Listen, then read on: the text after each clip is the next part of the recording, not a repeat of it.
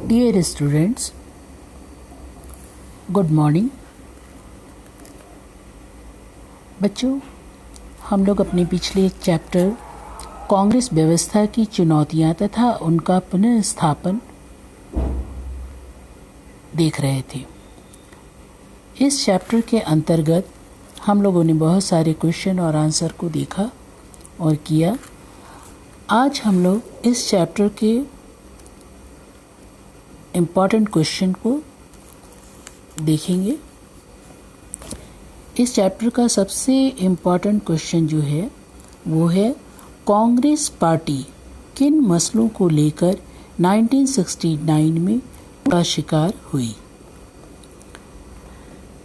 तो इस क्वेश्चन के आंसर में आप लिखेंगे कि 1969 में भारत के तत्कालीन राष्ट्रपति डॉक्टर जाकिर हुसैन की असामयिक मृत्यु के कारण राष्ट्रपति का पद रिक्त था, अतः राष्ट्रपति का चुनाव करना अत्यावश्यक था।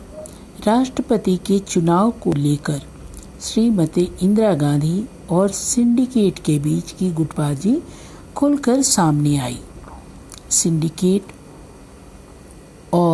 सिंडिकेट ने प्रधानमंत्री इंदिरा गांधी की असहमति के बावजूद एन संजीव रेड्डी को कांग्रेस पार्टी की ओर से राष्ट्रपति पद के उम्मीदवार के रूप में पेश किया गया।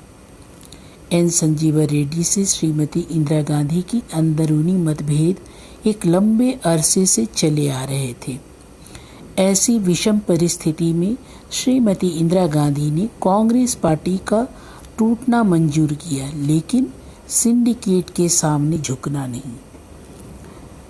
उन्होंने वीवी गिरी को खुलकर प्रोत्साहित किया और वे राष्ट्रपति पद के लिए एक स्वतंत्र उम्मीदवार के रूप में अपना नामांकन पत्र भरा। वीवी गिरी उस समय भारत के उपराष्ट्रपति थे। इस प्रकार यह कहा जा सकता है कि राष्ट्रपति पद के उम्मीदवार के चलते श्रीमती इंदिरा गांधी और सिंडिकेट के मध्य जो विवाद थे वो तेजी से गहराता चला गया था। राष्ट्रपति के इस चुनाव में श्रीमती गांधी के पक्ष वाले उम्मीदवार वीवी गिरी को सफलता मिली। श्रीमती गांधी की सफलता से झुंझलाए या बौखलाए कह सकते हैं एवं क्रोधित होकर तत्कालीन कांग्रेस अध्यक्ष ने कहा कि राष्ट्रपति के आधिकारिक उम्मीदवार को हराकर उन्होंने कांग्रेस पार्टी एवं सिंडिकेट का अपमान किया है। तो कांग्रेस अध्यक्ष ने तत्काल श्रीमती गांधी को कांग्रेस पार्टी से निष्कासित कर दिया। श्रीमती गांधी ने कहा कि उनकी पार्टी ही असली कांग्रेस है, इसलिए सिंडिकेट की अगुवाई करने वाले कांग्रेसी खेमे को कांग्रेस ओ और श्रीमती गांधी की अगुवाई करने वाले खेमे को कांग्रेस आर कहकर संबोधित किया जाने लगा था।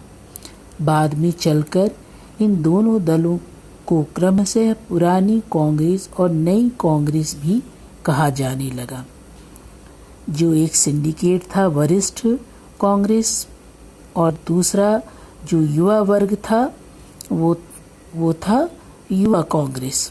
तो श्रीमती गांधी ने कांग्रेस पार्टी के इस टूट की विचारधारा की लड़ाई बतलाई थी और उन्होंने अपने खेमे की कांग्रेस को असली कांग्रेस एवं गरीबों की हिमायती एवं सिंडिकेट खेमे को कांग्रेस पार्टी को अमीरों की हिमायती कहकर संबोधित किया था।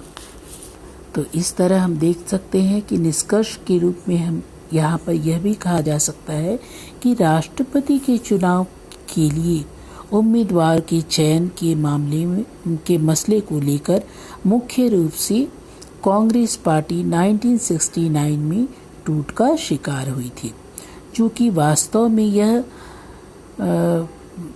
कांग्रेस की टूट का एवं बिखराव का सिलसिला जारी हो चुका था, जो लगभग आज तक निरंतर जारी रहा और निकट भविष्य में भी इसके अंतर्गत हम कह सकते हैं कि इस तरह की संभावना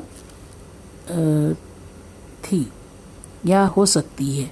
तो कोई भी करिश्माई व्यक्ति ही पुरानी प्रतिष्ठा एवं सम्मान इसको दिला सकता है, वरना कांग्रेस पार्टी की जो स्थिति आज है वो कांग्रेस पार्टी के अंतर्गत आंतरिक वैचारिक मतभेद ही इस टूट का कारण मान सकते हैं। तो इस तरह से कांग्रेस पार्टी के अंदरूनी मामलों में लेकर वैचारिक मतभेद के कारण ही 1969 में कांग्रेस पार्टी के अंतर्गत टूट हुई थी। आप इसके आंसर को इस तरह से कंप्लीट कर सकते हैं। Okay, thank you.